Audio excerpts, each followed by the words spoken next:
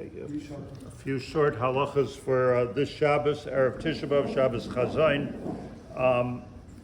It's a regular Shabbos for most things, except that Shalshudas, which must be eaten, Shalshudas must be eaten a bit earlier, and you have to finish it by Shkia. The advice is 5-6 minutes before Shkia, because just to make sure.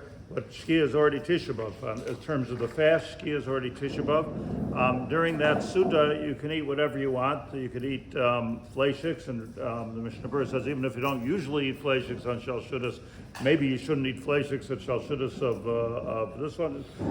So Mishnah Berurah says you can. Interestingly, Rav Moshe Feinstein says you should. You should go out of your way to eat fleishiks. He says two reasons. One of them is al pi Kabbalah, which he says he doesn't understand, but he says the Mekubalim say, and the other is that gives you more nutrition. If it does, you have more energy for the fast, and that's good. Getting more energy for the fast is a good thing. There was a discussion yesterday I saw about taking Tzom Kal before the fast. If you take it on Shabbos, is that hachana for the chol, which is Tisha B'Av? And the answer is it's not hachana. It's hardly more hachana than taking a nap on Shabbos before Shavuos. We established a long time.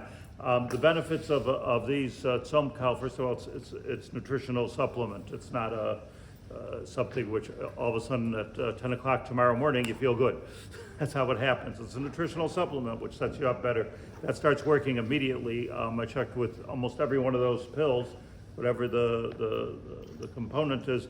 They all start working immediately, and they're there to give you a certain health factor, I guess, that which allows you to fast. Anyways, you're allowed to take them, and there's no issue of refuah on Shabbos or Marasayin because it's not refuah, it's a Meichel Briam, and it's not Marasayin because we know a lot of people that take medicine on Shabbos, so somebody might think that, God forbid, you have asthma or a heart condition or something. There's no Marasayin on the Drabanan of taking medicine on Shabbos. Doesn't exist. That's one thing. All the Inuyim of Tisha B'Av begin at Shkia, except for Ne'ilas Hasandal. You don't have to change your shoes. The Minhag of Klal Yisrael for almost 2,000 years is that when the Chazan says Baruch Hu, that's when everybody's mechuyev to be makabel the Avelus in a recognizable way. A recognizable way means you take off your shoes or put on Tisha B'Av shoes. These days we do it a little bit differently because we don't have shoes all over the place. So we daven Maariv a little bit later. We're makabel the tinus with Tisha B'Av shoes, and then come to shul. That's what most people do. The Havdalah. Everybody should remember to tell their family that this Saturday night, meaning tomorrow night, everybody should say before they do any malacha, Baruch Hamavdil ben Kodesh L'chol. It's something people forget because we don't make a regular Havdalah on Saturday night, but you're not allowed to do a malacha unless you say Baruch Hamavdil ben Kodesh L'chol, especially women, because men say Atah Choin Antanu, or those who daven Maariv, I should say, I don't know if men and women, but usually men daven Maariv, they say Atah Choin Antanu. So with that, probably you are saying Baruch Hamavdil ben Kodesh L'chol. But those that are not saying Atah Choin Antanu, it's Shvur Esrei, everyone should be careful to say Atah Choin Antanu, and Shamati mi Beis Rabbi, that this is the Minhag. Everyone says together in the family, Baruch Hamavdil ben Kodesh L'chol, and then they do Malacha. There's a Minhag also Yisrael, while I'm at it, to announce, this is an old Minhag, to announce the years from the Churban as Tisha B'Av goes in. We are right now approaching 1956. Easy to remember for me, that's when I was born. 1956 years exactly from the Churban, and there is a minhag to say today is the 1956th anniversary of the Churban Beis Hamikdash. That's the Minhag Yisrael. If that's a regular Havdalah, we don't make till Sunday night, which I'll explain in a moment.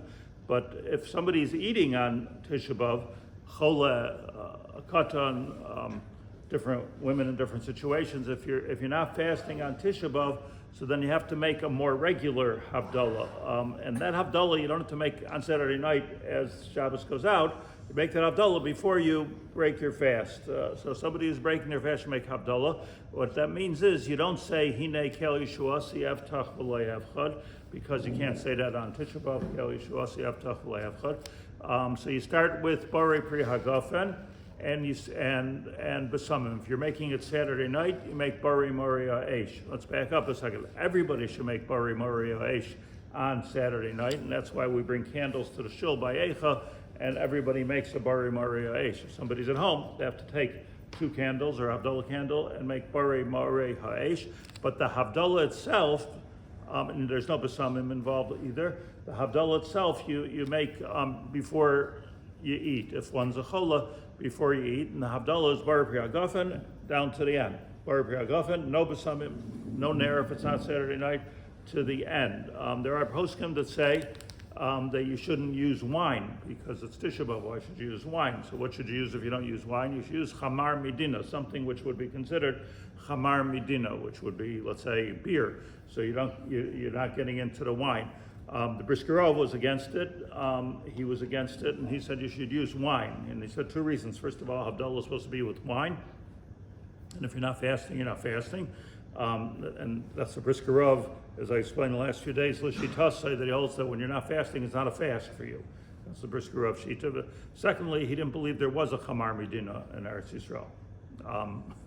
What's Chamar Medina? In different countries in Europe, they had Chamar Medina. So that's an arichas unto itself, but he says wine is good. I believe that the beverage of choice for making Havdalah is grape juice, because grape juice has a din of wine, it has a din of Chamar Medina. It seems to be for sure Chamar Medina, and according to many poskim, you're allowed to drink wine during the 9 days. B'chlal, so Tisha B'Av, grape juice, thank you. Grape juice on the 9 days B'chlal, so that's a good way of doing it. And remember to make that Havdalah.